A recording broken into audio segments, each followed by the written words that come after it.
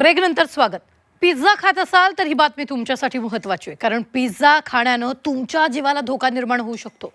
उत्तर प्रदेशच्या भोजपूरमध्ये एका 15 वर्षाच्या मुलाचा पिझ्झा खाल्ल्यानं मृत्यू झालाय, असा आरोप मृत मुलाच्या वडिलांनी केलाय. तुम्ही खाणारा पिझ्झा किती फ्रेश आहे हे जर तपासलं नसाल तर तुमच्याही जीवाला धोका निर्माण होऊ शकतो. पाहूया.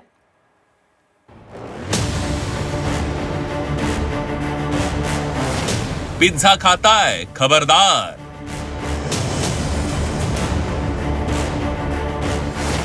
तुम्ही खात असलेला पिझ्झा जीव घेणा तर नाही.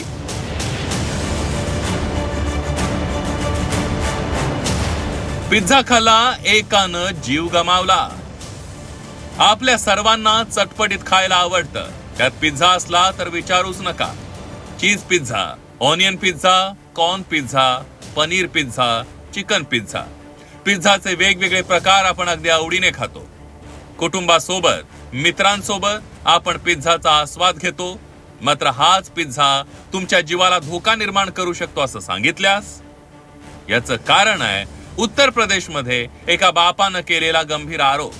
उत्तर प्रदेशच्या भोजपूरमध्ये एका 15 वर्षांच्या मुलाचा मृत्यू झालाय. रात्री अचानक त्याची तब्येत बिघडली आणि रुग्णालयात घेऊन जात असताना त्यानं रस्त्यातच जीव सोडला. पिझ्झा खाल्ल्यानंतर मुलाला त्रास सुरू झाल्याचा आरोप त्याच्या वडिलांनी केलाय. ये घर पे बताया गया है, जो जिस लड़का के साथ खाया है उस लड़का को हम फोन किए हैं तो कहा है कि हमारे उसी के द्वार पर पिज्जा का दुकान है, पिज्जा ही खाया है, वो बताया है. अच्छा, पिज्जा खाया. हाँ, मैंने वहाँ लोकल स्तर पे पिज्जा खाया हाँ, या फिर बिया लोकल बिया खाया है? हाँ. उसके बाद से तबीयत खराब हो गया इसका? हाँ, रात में इसको पैखाना शुरू हुआ है मेरी माँ के कहने के अनुसार, और 4 बार 5 बार पैखाना गया है और उसी में एकदम अलस्त होकर गिर गया है.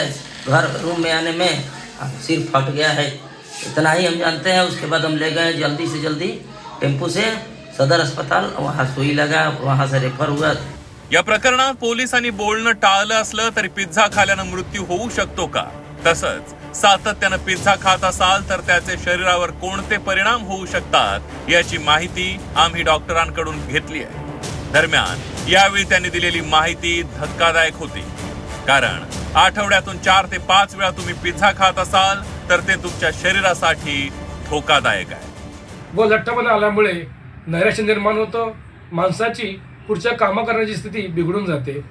मुळात जास्त पिझ्झा खाल्ल्याने किंवा रोज पिझ्झा खाल्ल्याने आपल्या हृदयावरती याचा घातक परिणाम होऊ शकतो. आपल्याला हार्ट अटॅक होऊ शकतो, आपल्याला डायबिटीज होऊ शकतो, लठ्ठपणा होऊ शकतो. महिन्यातून 1 ते 2 वेळा पिझ्झा सारख्या जंक फूडचा आस्वाद घेणं ठीक आहे. मात्र तुम्ही दररोज पिझ्झा खात असाल तर ते तुमच्या शरीरासाठी चांगलं नाहीये. पिझ्झामध्ये कॅलरी जास्त असल्यानं जलद वजन वाढतं. Cheese, processed meat, pepperoni, sauces, saturated fats cholesterol वाढतात आणि त्यामुळे हृदयविकाराचा धोका संभवतो. रिफाईंड कार्बोहायड्रेट्समुळे रक्तातील साखर वेगाने वाढू शकते. जास्त चरबी आणि प्रक्रिया केलेले घटक पचनक्रियेवर ताण आणू शकतात. प्रक्रिया केलेलं मांस नियमित खाल्ल्यानं आतड्याच्या कर्करोगाचा धोका वाढू शकतो.